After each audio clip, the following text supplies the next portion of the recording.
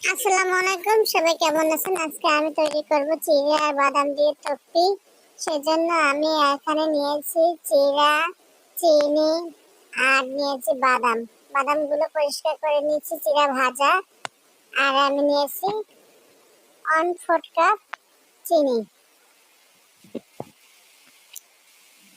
এগুলো আমি এখন চিনিটা ক্যারামেল করে নিব। আর আপনাদের কাছে অনুরোধ, ভিডিওটা আমার পুরোটা স্কিপ না করে দেখবেন। আর ভালো লাগলে লাইক কমেন্ট শেয়ার করে সাবস্ক্রাইব করে বন্ধু হয়ে পাশে থাকবেন।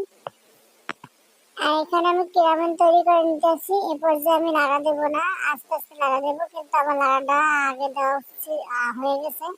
পুরাটা যখন গলে যাবে তখন নাড়া দেবেন, মানে পুরাটা ক্যারামেল হয় না।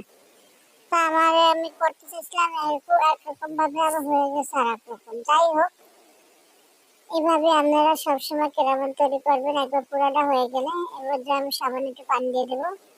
এই কাপে 1.5 কাপ পানি দিয়েছি। পানি দেওয়ার পরে আমার হয়ে গেছে এরকম। যখন আঠালো ভাব হয়ে যাবে এ পর্যায়ে আমি দিয়ে দেব চিড়াগুলো।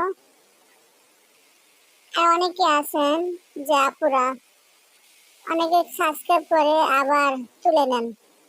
আচ্ছা, আপনাদেরকে জিজ্ঞেস করি, আপনাদের সাবস্ক্রাইবটা করতেও বা কয় কেন কেনা, আর তুলেও বানাতে কয় কেনা? আর যদি ভালোই না বসতে পারেন মন থেকে, তো সাবস্ক্রাইবও করবেন না আর তুলেও নেবেন না। কেন? এতে আমাদের ভিডিওতে অনেক ক্ষতি হয়, কারণ চ্যানেলে ক্ষতি হয়। আমরা নতুন ইউটিউবার, অনেক আশা নিয়ে অনেক স্বপ্ন নিয়ে এক এক দিনে এক একটা মানে চ্যানেল খুলি। এটা মানে আমরা জব মনে করি, একটা চাকরি মনে করি, অনেক কিনে নিয়ে ঘরে বসে একটা কাজ করতে চাই। যাই হোক, কেউ এরকম করবেন না। সবাই লাইক কমেন্ট শেয়ার করে সাবস্ক্রাইব করে পাশে থাকবেন।